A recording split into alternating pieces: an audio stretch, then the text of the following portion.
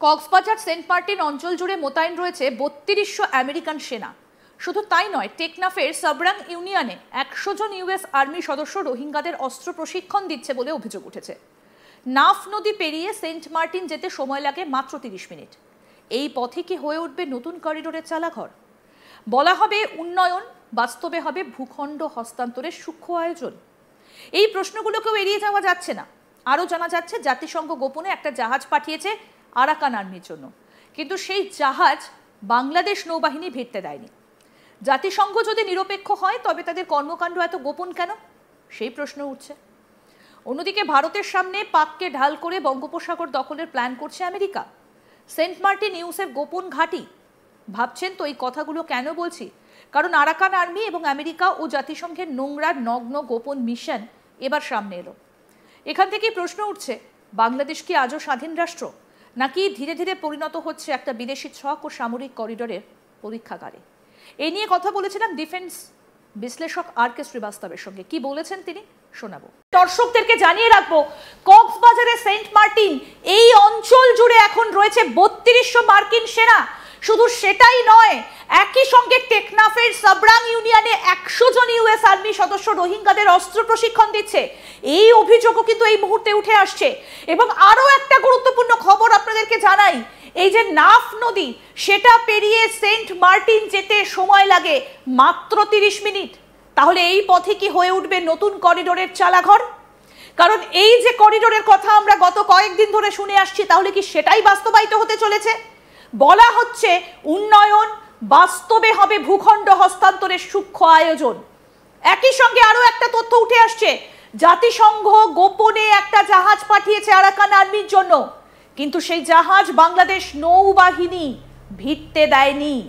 সুতরাং প্রশ্ন উঠছে, জাতিসংঘ যদি নিরপেক্ষ হয় তবে তাদের কর্মকাণ্ড এত গোপনে কেন?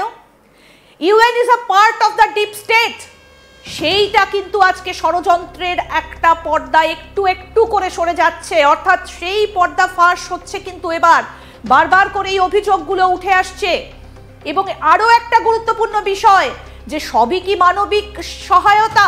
তারা আমাদেরকে যে কথা বলবে যে সবই মানবিক সহায়তা, আমরা তাহলে জিজ্ঞেস করব যে অস্ত্রের প্রশিক্ষণ তাহলে চলছে কেন? কেন গোপনে জাহাজ পাঠানো হচ্ছে? কেন মার্কিন সেনা পাহাড় সমুদ্র সীমান্তকে ঘিরে রাখছে? এটা কোনো সহযোগিতা নয়, এটা একটা পরিকল্পিত ভূ রাজনৈতিক দখল অভিযান। এবং এই মুহূর্তে দাঁড়িয়ে সেই ছবিগুলো আপনাদেরকে আমরা এক এক করে দেখাচ্ছি। আসুন আরো একবার সেই ছবিগুলো দেখাই, যে যেখানে সেন্ট মার্টিন দ্বীপে ঢুকে পড়েছে ইউএস নেভি। দেখুন সেই ছবি।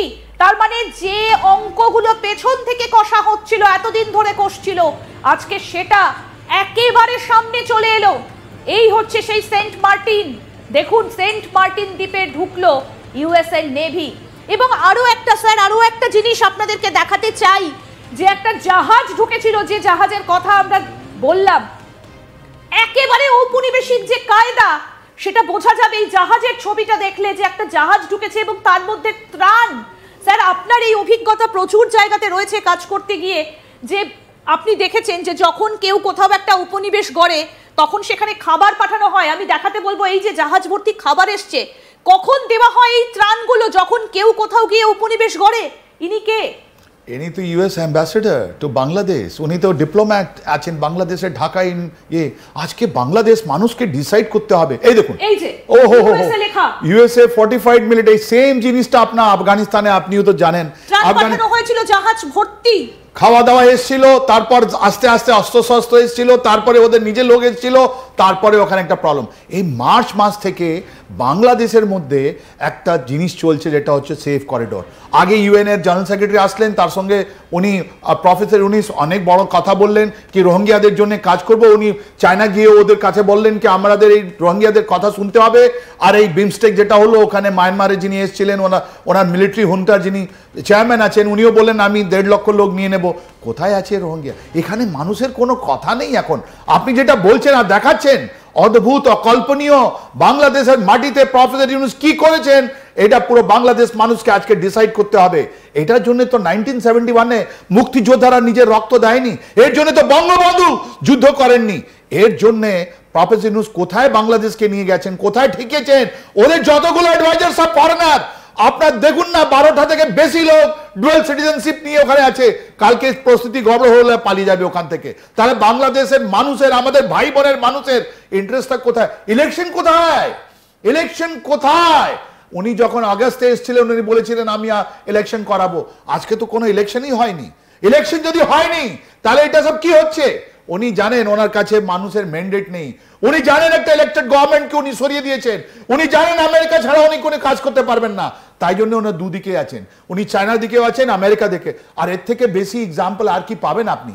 যেখানে এই যে বস্তা খুলে চাল দেওয়া হচ্ছে, মানে এগুলো হচ্ছে একদম বোঝা যাচ্ছে যে কোনো একটা দেশ যদি কোনো একটা দেশ দখলে নেয়, উপনিবেশ গড়ে তোলে, খাবার দিতে হবে, যেভাবে শরণার্থী শিবিরগুলোতে খাবার দেওয়া হয় একদম স্পষ্ট সেইভাবে দেওয়া হচ্ছে। আমি আরেকটা জিনিস একটু গ্রাফিক্যালি দেখাতে বলবো প্রোডাকশন টিমকে, যে অ্যাম্বাসাডার চেঞ্জ করা হয়েছে এর মধ্যে। কেন কেন পিটার ডি হাসকে সরানো হয়েছে, কেন ট্রেসি অ্যান্ড জেকবসনকে আনা হয়েছে? স্যার আমি আপনার কাছ থেকে একটু জানতে চাইবো, এই পিটার ডি হাসের সঙ্গেই বোধহয় শেখ হাসিনার মতবিরোধ হয়েছিল। অ্যাবসলিউটলি। দেখুন উনি কবে থেকে কবে ছিলেন উনি, রাইট? উনি 2024 সাল পর্যন্ত ছিলেন, জুলাই 2024 পর্যন্ত ছিলেন উনি ওখানে, রাইট? ইনি ছিলেন যিনি যখন ইলেকশন হয়েছে 2024-এ, 23-এ লাস্টে 24-এ রেজাল্ট বেরোলো, ইনি ছিলেন যিনি বললেন যে আমি তোমার উপরে স্যাংশন লাগিয়ে দেবো, মিডিয়া পার্সনদেরকে বললো আমি আমেরিকা ঢুকতে দেবো না। ইনি ছিলেন যিনি $23 মিলিয়ন ইউএসএড থেকে বাংলাদেশকে দিলেন, ইনি ছিলেন যিনি সার্টিফিকেট দিলেন যে বাংলাদেশের ইলেকশন ফেয়ার এন্ড ফাইভ নাই। ইনি ছিলেন যেটা ডিপ স্টেট এন্ড ডিপ টুল যেটা বলি, ইনি পিটার ডি হ্যাস ইনি করেছিলেন। ইনি রিজাইন করলেন 2024 সালে জুলাই মাসে, যখন ইনি বুঝতে পারলেন যে বাংলাদেশের সিচুয়েশন ইজ রাইট, একটা ইলেক্টেড গভর্নমেন্ট চলে যাবে, তখন রিজাইন করে এনাদের লোক ওখানে গ্যাসের বিজনেস করছে।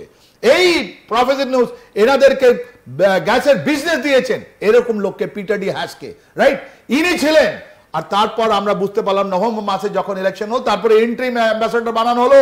এখন যে অ্যাম্বাসেডর আছেন ট্রেসি অ্যান জ্যাকবসন, আপনি যার ছবিটা দেখাচ্ছেন রাত দিকে একটা মহিলা, ইনি একটা প্রফেশনাল ডিপ্লোম্যাট আছেন, ইনি বারবার ওখানে ইন্টারফেয়ার করছেন। এই গত 4 দিন ধরে আমেরিকান যেটা অ্যাম্বাসেডর যার ছবি আপনি দেখাচ্ছেন, ইনি বারবার 3টে আর্ম ফোর্সেস কাছে, ইনি প্রফেসর ইউনুসের কাছে, প্রেসিডেন্ট চুপ্পুর কাছে ইনি মিটিং করাচ্ছেন। ইনি মিটিং করে কথা বলছেন কি আমাদেরকে একটা হিউম্যান করিডোর দাও। কোথায় যেতে হবে জানেন? আরাকানে যেতে হবে। আরাকানে গিয়ে এই রোহিঙ্গাদের যেখান থেকে পালন হলো ওখানে বলছেন আমরা একটা ওদেরকে সাপোর্ট করব। তার মানে কি হলো? সোজাসুজি যেটা বাংলাদেশ আর মায়ানমারের মধ্যে একটা রিলেশনশিপ খারাপ, তার মানে একটা এইদিকে আমেরিকা ওইদিকে চায়না রাশিয়া, তাহলে দেশের মধ্যে একটা সংঘাত, দেশের মধ্যে একটা ইন্টারনাল সিকিউরিটি সিচুয়েশন তৈরি হচ্ছে। এরকম কোন জিনিস দেখিনি আমরা। তোমরা যতগুলো আলোচনা হোক, পিসফুল আলোচনা করার দরকার। ইনি তো পিস নোবেল প্রাইজ ছিলেন, কিন্তু এখন তো আর্মি নিয়ে উনি করিডোর দিয়ে আপনার একটা আর্মড স্ট্রাগল, একটা ট্রেনিং দিয়ে ওখানে নিয়ে যাচ্ছেন মায়ানমারের কাছে। তার মানে কি হলো? তার মানে হলো এনার যা পিস প্রাইজ দেওয়া হয়েছিল প্রফেসর ধাপ্পাবাজি। আরো আপডেট পেতে দেখতে থাকুন আজ তাক বাংলা, সাবস্ক্রাইব করুন, নোটিফিকেশন পেতে বেল বাটন অপশন প্রেস করুন, হোয়াটসঅ্যাপেও ফলো করুন আজ তাক বাংলা।